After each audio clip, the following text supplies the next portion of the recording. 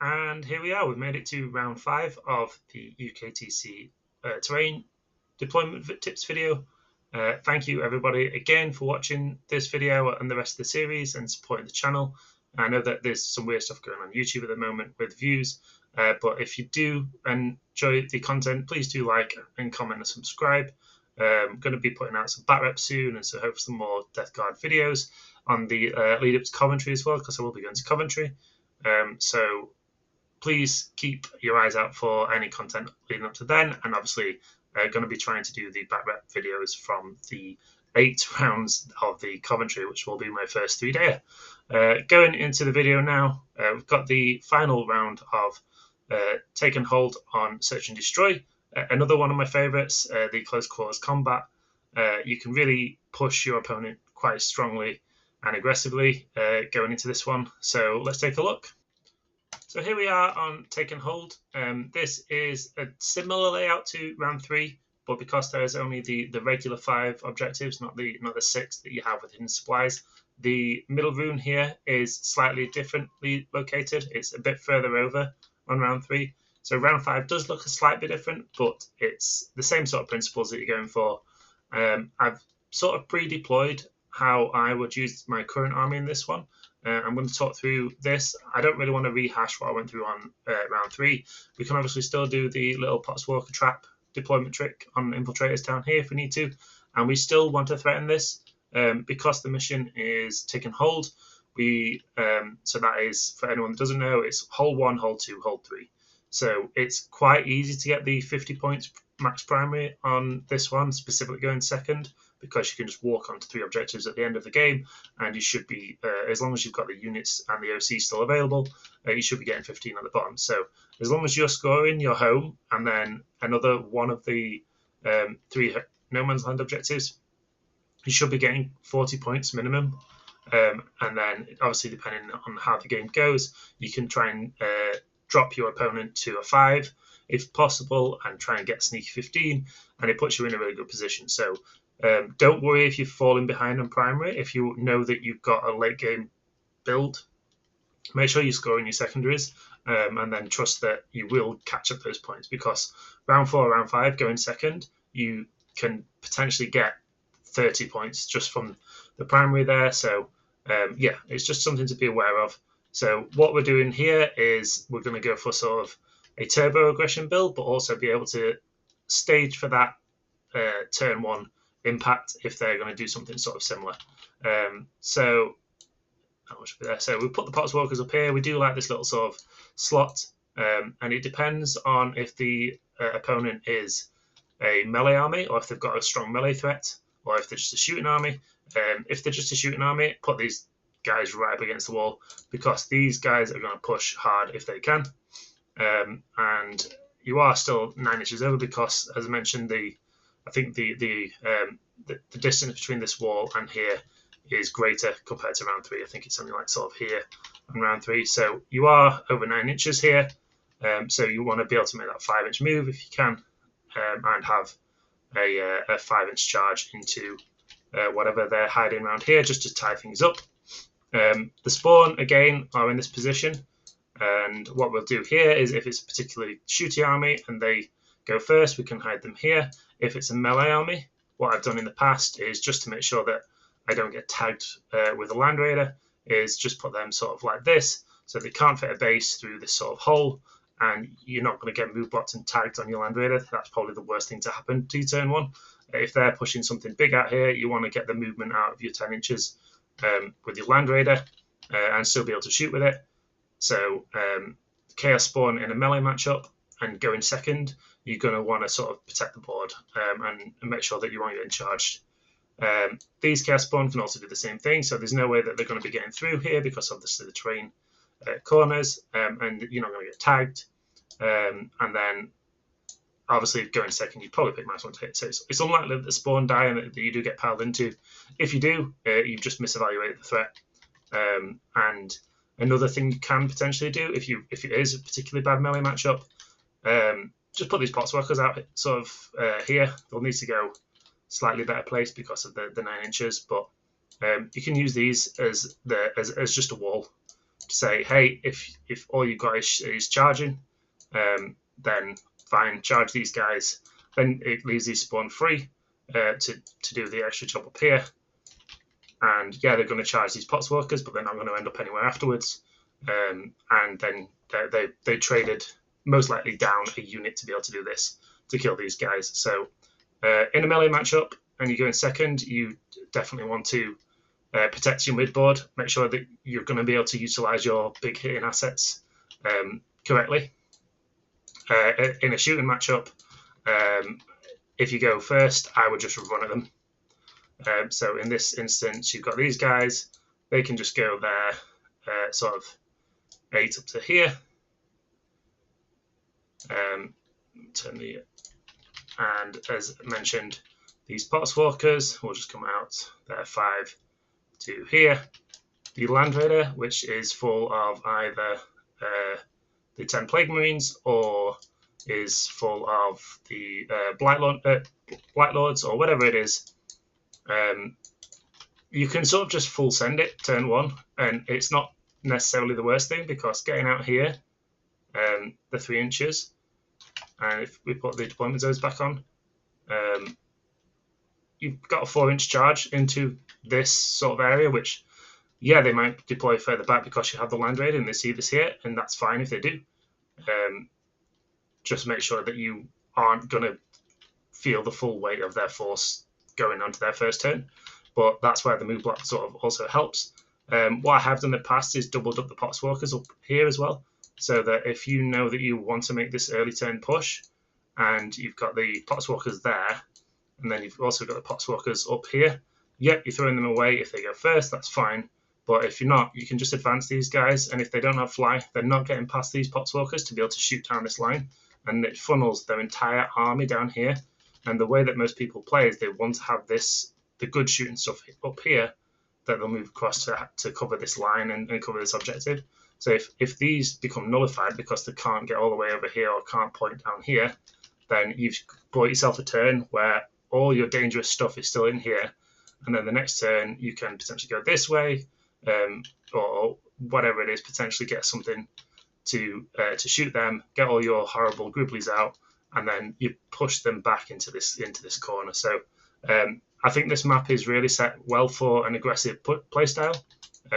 It's something that a map that I do really enjoy playing, and there's different things that you just have to be aware of with the matchup to make sure that you aren't being swamped if you go second. So in the melee matchup, use the spawn and the move blocks to make sure that you can still counteract, and in shooting, that you're hidden well enough that, yeah, they might peek out and take some shots onto your spawn, or they might try and get your potswalkers, but as soon as they're exposing things to be able to get the line onto them down here, then you can counteract with your shooting, and you can get your Land Raider out, or you can get your Blight Haulers come out and potentially do some damage there. You've got your Heavy Blight Launcher Drone, which can either go up here or can sort of start down here, and then as soon as they poke out around here or down this line, you've got the shooting down there, and it's going to be enough of a threat that they're not going to want to put something just out in the open. So that's something that I would sort of trying to be doing, depending on the different matchups. The deployment does look quite similar depending on whatever the opponent is. It's just you have to be aware of how you use sort of your dynamic pieces to be able to counteract the strength of the opponent. So the final thing I just want to kind of go on, as mentioned, this map it's quite easy to score the primary just because of how many objectives do give you the 5 points for it. It's just use your reserves effectively. So in this map specifically, I would have the Lord of Contagion with the 3 Death Shroud in Deep Strike. They're pretty much always in Deep Strike most games, unless you're playing a Horde spam army like GSC or Infantry Guardsmen or something like that. These guys probably start on Deep Strike most games. The the BLTs with the Lord of Virulence, they will probably start in Deep Strike, and they're going to try after turn 2 to figure out where do I need to reinforce the strongest, because these guys rapid ingress, obviously with the Deep Strike and the 6 inches from the Death Shroud, you shouldn't ever really need to be rapid ingressing these guys, but you can still do it. It's not a bad play, but you should be thinking about using your contagion spreaders to get these at a decent charge rather than relying on rapid ingress, and that's what this unit ends up being. So if these guys are the rapid ingress threat, do they need to come down and potentially steal this point off your opponent? If they do, they're probably not being used full for anything else in the rest of the game. I mean, you could get a turn 2 and then do advancing a few times, or if there's a charge onto the middle or something like that. But you don't have sticky in Champions of Contagion, so if these guys are coming down, they're pretty much down for the rest of the game on that specific point. So you just need to figure out where's the best place for them to impact the turn that they're coming down, and are they going to be able to do something useful for the rest of the game. Obviously, the Lord of Virulence can spot using his ability, so you sort of want him to be able to see a lot of the board to make the rest of your shooting efficient if you can.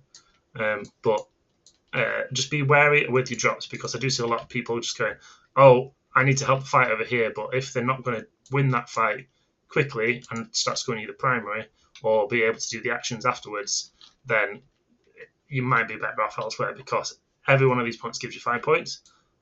So if they've got a lot of resources over here, just focus on the other 3.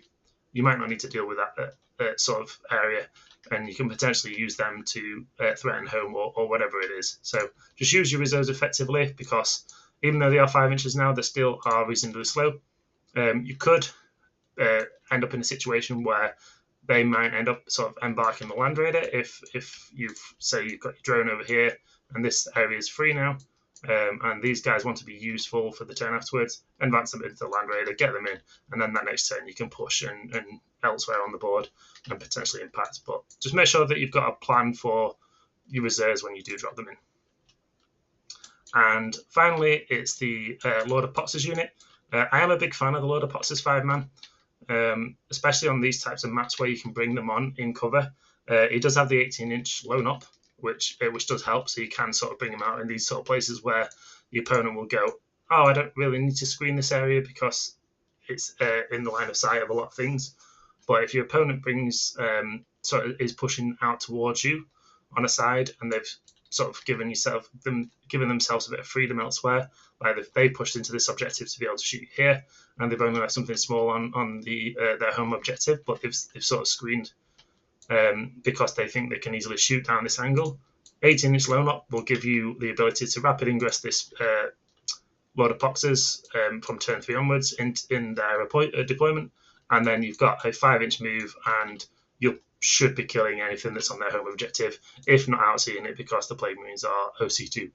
So I do like the Lord of Poxes being in reserves for this, because it can flip the objective quite nicely for you, and his extra 3-inch contagion can do some sort of funky plays if you do want to have your Death Shroud coming in. If you do have your Death Shroud in at the end of it's still in the sky turn 3, you can bring these guys in off a board edge, and the Lord of Poxes will be a 12-inch contagion range, so you can be like, cool, I'm now deep striking within 6 inches, because he's giving out a 12-inch aura of contagion instead of the 9. So just like that little bit, a bit of toolbox flavor from the Lord of Poxes here, and I find that late game there's not too many big things that need punching, and with a quick 5 strat in Champions, this unit with 2 heavy plague weapons, a power fist on the champion, and the Lord of Poxes 6 attacks, which have dev,